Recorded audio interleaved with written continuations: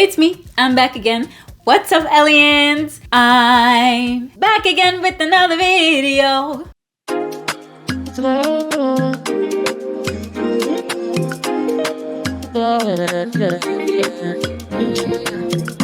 If you're new here, thank you so much for stopping by. I'm Simply Elle and welcome to the ELiens gang. And if you are not new here, you know it's the regular madness.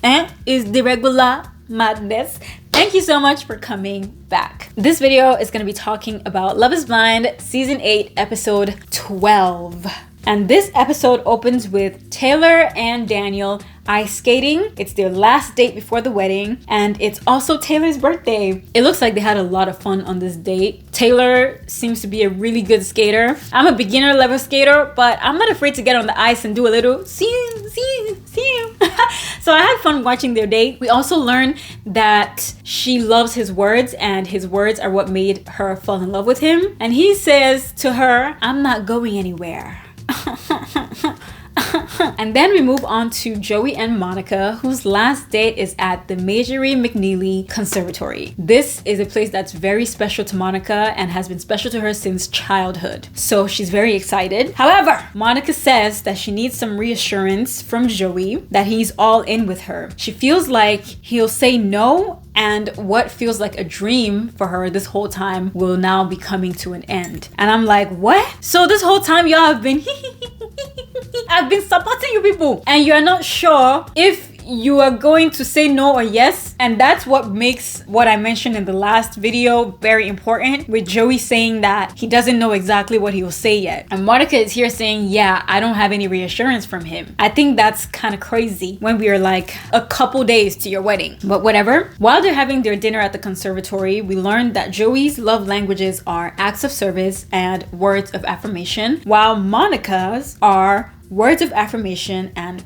physical touch, but not PDA. She does want Joey to give her more physical affections, like a touch on the shoulder, maybe smack in the and more touching, right? She's not saying you should in public, nothing like that, but she just wants to be touched. She wants to be held.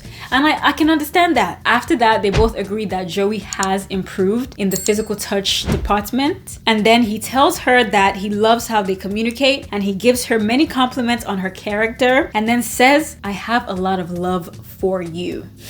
There might be a little bit of trouble in these people's paradise. So the only couple I might be rooting for is Taylor and Daniel. Unless they too have problems, then okay, whatever. All y'all need to go home. They talk more, and they're cheers into the future and cheers into the many facets that Joey has. And I'm not sure that Monica got exactly what she wanted out of this conversation, so we'll see. Then we move on to Ben and Sarah's last date. They go glamping and stargazing. This has to be my favorite date out of the whole thing, actually, because I want to go camping, I want to go glamping, and I love to stargaze, but I don't like this couple. She says that she listened to one of his church's service online, and she says that they're welcoming to the LGBTQ and everybody, which makes her feel good, but she still believes that they hold traditional values, which is making her apprehensive. And then she asks Ben what their stance is on LGBTQ and all that stuff, and he says he doesn't know, or he doesn't remember. There's many things that Ben doesn't remember, and he doesn't remember this because it's not something that's important to him. Which, I mean, that's fine, whatever, but it also shows you that he's literally only gonna be doing things that relate to social justice, things that relate to human rights, things like voting, simply because you're saying that he should do it. It's because he's trying to woo you. Who's to say that once you are locked in and you're married to this guy, he's not gonna do a complete 180 and be like, oh yeah, I just said all that stuff so that you can like me. I just said all that stuff so that you can marry me. Sarah, be careful, because how do you go to a church and you don't know? The church that I used to go to, I don't go there anymore, but the church I used to go to, I know damn well what they feel about LGBTQ, and so I don't know how you can go to a church every Sunday and not know their stance on stuff like that. A lot of these churches don't be shy. They don't shy away from discussing those things, even though it sounds problematic or whatever. They will say what they have to say. And then she reiterates that all those traditional values that the church holds, that she doesn't believe in that. And then this man fixes his mouth to say, "Me too."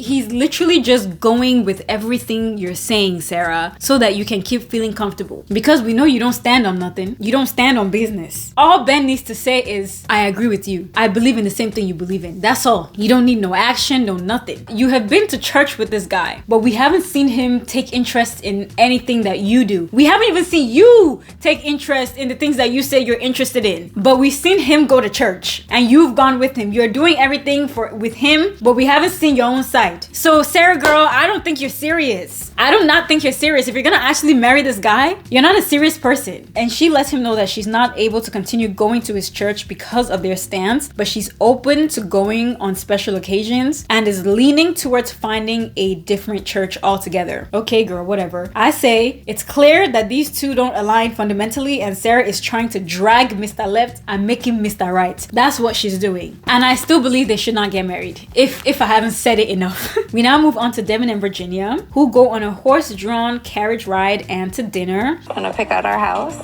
Like over here? I could probably have a champagne room. A champagne room? What is that? You sit in there and you drink champagne? That's the only use of the room?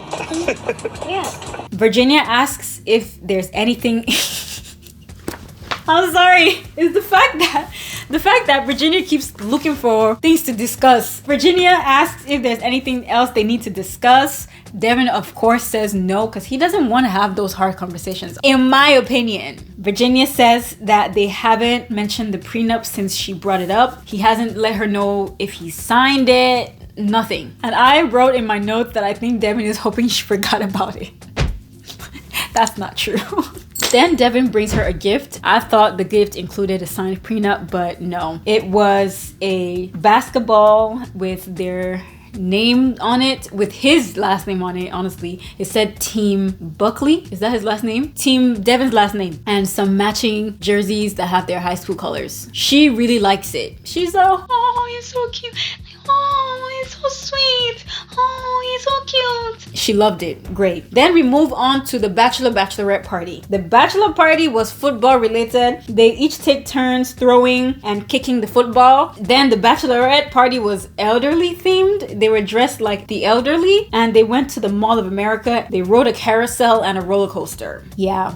That was it. And now it's one day till the wedding. We're now sitting with Virginia and Devin. Devin comes in with the prenup in hand and asks to talk. Gang gang. He says that he brought it to his family attorney and had his mother look at it. And the prenup basically says you leave with what you came with, you keep your debt, and anything accrued together would be negotiated and split 50-50, which is basically what Virginia said. His family feels better about it, and so does he. And then they both sign it together. Woo! Because honestly, if he didn't sign that prenup, I really think Virginia should not marry the man. I don't think she would have married him without the prenup though, which is good, but I don't think she should marry him, period. Regardless of prenup, I don't think marrying him is a good idea. And then we get Ben and Sarah's wedding. I'm hoping she says no. She's saying that her heart tells her she feels good about it, but her brain is telling her no. Listen to your brain, please. Thank you. Molly and Lauren attend. They're present. Great. They do all the wedding things, and then they ask Sarah, will you be his wife? Gung, gung, gung, gung, gung. And then they end it on a cliffhanger, and that's where we are now. We're all caught up. I wish good luck to Taylor and Daniel. I hope they get married. Even if Joey and Monica don't get married, if they don't, I still wish them the best of luck because they seem like really cool people. I hope Devin and Virginia don't get married, and I hope Sarah and Ben don't get married. I'm glad Lauren has been freed from the grasps of Dave. That man is such a freaking weirdo. Anywho, that's it for the video. Thank you guys so much for making it this far. Like the video if you like the video. Don't forget to leave a comment in the comment section below. And make sure you hit that subscribe button and ring that bell so that you don't miss an upload. Thanks again, and I'll see you in the next one. Bye!